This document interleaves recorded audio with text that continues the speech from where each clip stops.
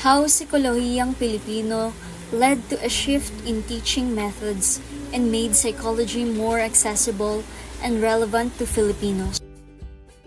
Use of the Filipino language in teaching. Before the 1970s, psychology courses in the Philippines were primarily taught in English, reflecting the Western influence on the educational system.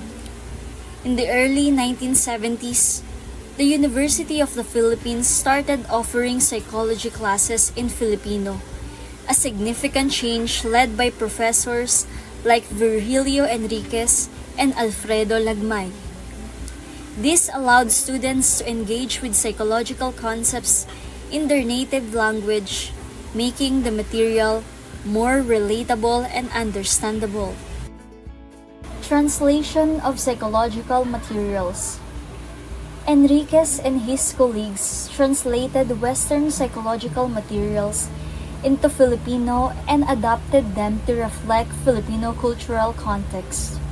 For example, psychological tests were imagined to align with Filipino values and experiences, and materials were developed in Filipino to support this new approach.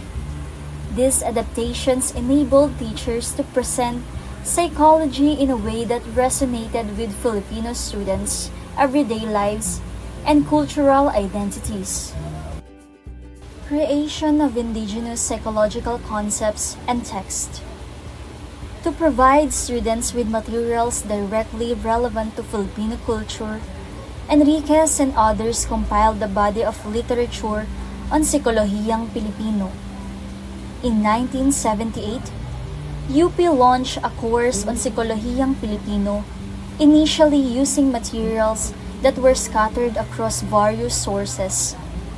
Students and faculty worked together to compile and organize these resources, resulting in the publication of Sikolohiyang Pilipino, Teorya, Metodo, at Gamit. This book provided a foundational text for teaching psychology from a distinctly Filipino perspective.